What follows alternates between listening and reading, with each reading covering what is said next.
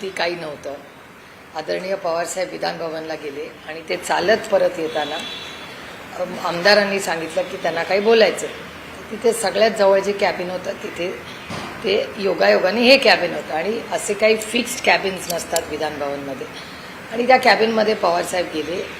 त्या आमदारांचं काही बोलणं होतं, ती चर्चा झाली आणि राष्ट्रवादी काँग्रेस पक्षाच्या आमदारांची गाठीभेटी झाल्या. काही एक दोन कामं होती ती सांगितली आणि पवारसाहेब गाडीत बसले आणि घरी निघून गेले.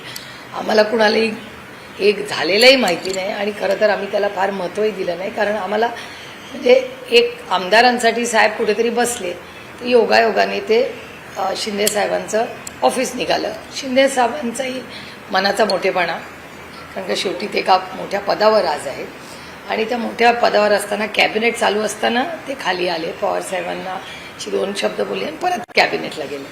आणि हे अगदी कॅज्युअली झालेली एक घटना आहे. आणि मीही काल संजय राऊत साहेबांना फोन करून सांगितलं काय घटनाक्रम झाला.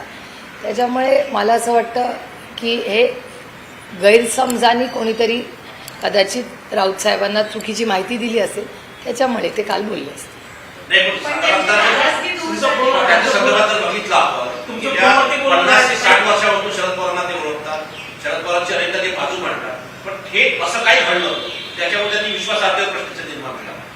त्याचं उत्तर तेच देऊ शकतात, मी नाही देऊ शकत. कारण जी घटना झाली ही सगळ्यांनाच माहिती आहे.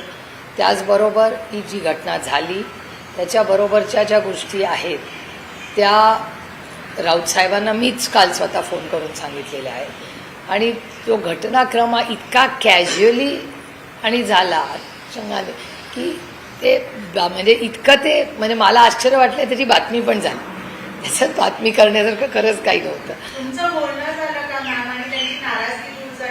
हो, मी अर्थात ते मिसअंडरस्टँडिंग कसं होतं, काही गोष्टीनं म्हणजे out of storm in a tea cup असं येते की एखादी घटना झाली जी कदाचित कोणाच्या ध्यानीमनी आली नसती, त्याची एवढी मोठी बातमी झाली आणि त्या बातमीतून कदाचित त्यांच्या मनात गैरसमज झाले असतील, ते दुखावले गेले असतील आणि जेव्हा त्यांना वास्तव कळलं तेव्हा दुखवण्याचा प्रश्नच नव्हता. की दादा जेव्हा आम्हाला सोडून NDAत गेला त्याच्या 17व्या दिवशी उद्धवजी जाऊन दादाला भेटून आले होते. हे वास्तव आहे, तुम्ही म्हणताय हे बरोबर आहे.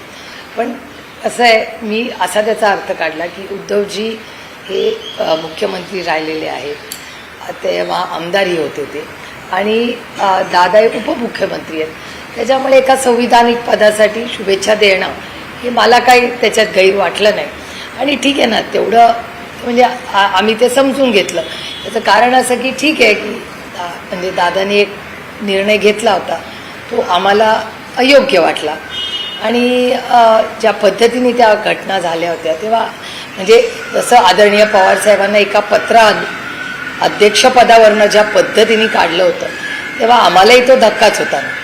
पण ठीक आहे, उद्धवजी काही महाराष्ट्राच्या हितासाठीच कदाचित भेटायला गेले असतील असं आम्ही आमच्या मनाची समजूत काढली आणि आम्ही काही बोललो नाही. आणि एका सशक्त लोकशाहीमध्ये डायलॉग हा असलाच पाहिजे या मताची मी आहे. आणि हे संस्कार आमच्यावर कैलासवासी यशवंतराव चव्हाण साहेबांनी केलेले.